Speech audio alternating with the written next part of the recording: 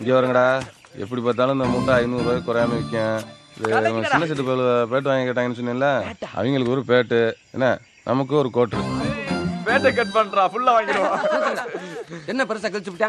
Lorry போறப்போ நூனை தள்ளிவிட்டா பின்னாடி எடுத்துட்டு வர மாட்டோமா? நல்ல சான்ஸ் போயிட்டு களவாணி பயலுகளா, சொசைட்டிக்கு போற உரத்தையா திருடுறிய?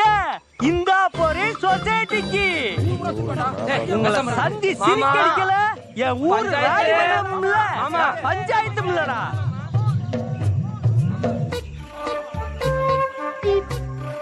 ஆமின்னு சொன்னாலும் சரி, மச்சான்னு சொன்னாலும் சரி, சத்த நேரத்துக்குள்ள ஊரே கூட்ட போறேன்.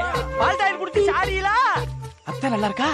நானும் என் பொண்டாட்டி நல்லா இருக்கிறது இருக்கட்டும். அன்னைக்கு எப்படி ரே ரெட்டோ கொட்டாச்சு, குச்சி மிட்டாய் வாங்கி தாரே தூங்கு கொட்டாச்சியா? இப்ப எல்லா பேரும் ஊரே காரி துப்ப போதுடா. டேய், காசுக்கெல்லாம் மயங்க மாட்டான்டா அந்த பஞ்சாயத்து.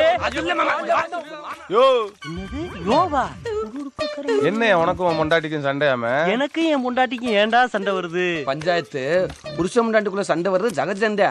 அதை பேசித்தானே தீர்த்துக்கிறேன். சண்டையே இல்லைங்கிறேன், சகசம்ங்கிற. அதை பேசி வரத்துக்கலாம். நம்ம பஞ்சாயத்து பால் தாள் குடிச்சிட்டானா? என்னது? அப்படின்னு ஊரு புறா போய் சொல்லிவிட்டு அப்படியே ஊர்ல 4 பேரை கூப்பிட்டு பஞ்சாயத்து பால் தாள் குடிச்சிட்டான், பஞ்சாயத்து விஷம் குடிச்சிட்டான் அப்படின்னு சொல்லிட்டு ஆஸ்பத்திரி கொண்டுட்டு போறதுக்கு ஓடி போய் ஒரு கார் எடுத்துட்டு வா.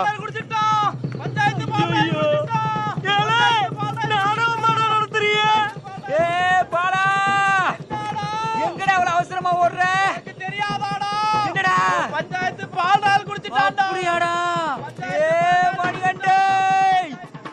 என்னடா விஷயம் தெரியுமாடா? என்னது? நம்ம பஞ்சாயத்து இல்ல. யாரு? நம்ம பஞ்சாயத்துடா.